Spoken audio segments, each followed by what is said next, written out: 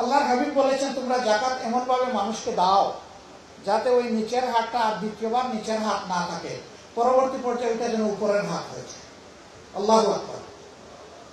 হযরত উমর ইবনে খাত্তাব রাদিয়াল্লাহু তাআলা আনহুর সময় একবার এক ভদ্রলোক, তিনি যাকাতের মাল নিয়ে বন্টন করার জন্য ঘর থেকে বের হয়েছে।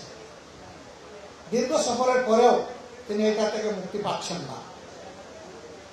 রাষ্ট্র তাকে অ্যাডভাইস করেছিল, যাও তুমি ওই রকম কোন গরিব মানুষ দেখে তাকে দিয়ে দাও। তিনি দীর্ঘ দিন পথ মেডে সফর করে একটা গাছের নিচে সামান্য ছায়াতে আশ্রয় নিয়েছেন। ঘুম লেগে গেছে, যাকাতের অর্থের পুতলা তার মাথার নিচে বালিশ। তিনি উঠছেন, উঠে দেখেন যে একজন দুলামলিন মানুষ, একেবারে কাপড় চোপড় বয়লা, তিনিও এরকম একটা কিছুর উপরে মাথা দিয়ে ঘুমাচ্ছেন।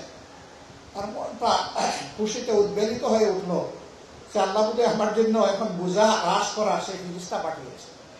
নিশ্চয়ই এই লোক অভাবী হবে, তার চেহারা থেকে বোঝা যাচ্ছে। তিনি বসে বসে পাহারা দিচ্ছেন।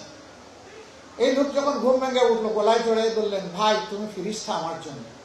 ভাই বুঝলাম না, আপনিও ঘুমাইলেন, আমিও ঘুমাইলাম, আমিও মানুষ, আপনিও মানুষ, তো আপনার মতো আমি ফিরিস্তা? ফিরিস্তা না, আমিও তো মানুষ, ফিরিস্তা হইলাম কিভাবে? ভাই আমি এই বোঝাটা বয়ে বেড়াচ্ছি, এটা কাউকে দেওয়ার পাচ্ছি না। আপনাকে দেখে মনে হচ্ছে যে আপনি আমাকে এটা গ্রহণ করে সাহায্য করতে পারবেন। এটা বললেন না যে আপনাকে গরিব মনে হচ্ছে, খুব বিনয়ের সাথে। ওই লোক হাসতে হাসতে বললো, ভাই একই দশা আমারই। ওই যে দেখছেন আমার এই বালিশটা বালিশ না, ওইটা একই জিনিস, আমি ওই এক দশার উপরে আছি। আল্লাহু আকবার। আল্লাহ তাআলা চাইলে এইভাবে সমাজকে নিয়ামত দিয়ে ইউনিফর্মলি পরিপূর্ণ করে দিতে পারে।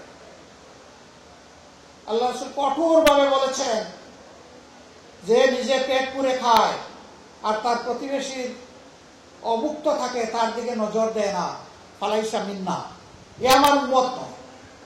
এ আমার উম্মত হওয়ার দাবি করতে পারে না। রাসূলের সাহাবীরা জিজ্ঞেস করছেন, যদি ওই প্রতিবেশী ইহুদি হয়, আল্লাহ রাসূল পাল্টা প্রশ্ন করেছেন, সে কি মানুষ নয়? ইহুদি না মুসলিম এটা তোমার দেখার বিষয় নয়, তোমার দেখার বিষয় সে তোমার প্রতিবেশী আর সে অভুক্ত। প্রিয় চিকিৎসক বন্ধুগণ, আপনাদের কপাল খুবই সুপ্রসন্ন, প্রশস্ত। আল্লাহু আকবার।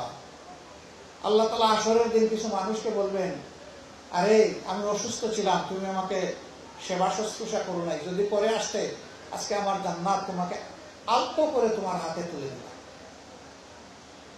আল্লাহ বান্দা জিজ্ঞেস করবে, হে আল্লাহ, আপনি বেনিয়াস, আপনি সমাদ, আপনি আবার অন্যের সাহায্যের মুখাপেক্ষি হন কিভাবে? আপনি অসুস্থ হন কিভাবে? আপনি তো দারুশ শিফার মালিক। আল্লাহ তাআলা বললেন, আমি না, আমার বান্দা অসুস্থ হয়ে তোমার কাছে গিয়েছিল, তুমি মন ভরে আমাকে খুশি করার জন্য তাকে সেবাটা দাওনি, কাজে আজকে আমার কাছে তোমার জন্য কোনো ভালো পাওনা নেই।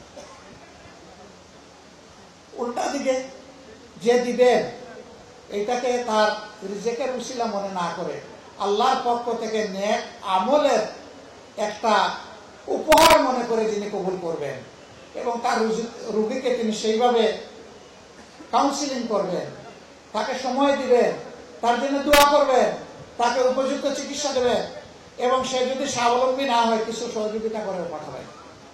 আজকের এই মজলিসে আমার বিশ্বাস, আমাদের ইদ্রিস ভাই যদি সুস্থ থাকতেন, তিনি উপস্থিত থাকতেন। তিনি এখন জীবিত, কিন্তু পড়ে আছেন বিছানায়। তার চেম্বারের উপরে লেখা ছিল, তিনি যেদিকে বসা তার পিঠের দিকে। আপনি যদি সচ্ছল না হন, লজ্জা করবেন না, আমাকে ইঙ্গিতে বলুন, ইশারাতে। আপনাকে ফি দিতে হবে না। অনেকে সেই রকম ইশারা করত, তিনি জেনে নিতেন যে এখন ফিরত যাওয়ার ভাড়া আছে কিনা, ঔষধ কিনতে পারবে কিনা। আলহামদুলিল্লাহ তিনি সাপোর্টটা দিতেন। আমরা লোক পাঠাইতাম মফস্বল থেকে তার কাছে, ফিরে গিয়ে বলতো, ভাই ওনাকে দেখা মাত্র অর্ধেক রোগ আমার চলে গেছে, আর বাকিটা ইনশাআল্লাহ আল্লাহ চাইলে উনি যে চিকিৎসা দিয়েছেন আশা করি আমি শিফা পাবো। তিনি তো ফকির হয়ে যাননি, তিনি তো আলহামদুলিল্লাহ সচ্ছল ছিলেন, খুবই সচ্ছল ছিলেন। আল্লাহ তাআলা এইভাবেই রিজেকে বারাকা দিয়ে দেন।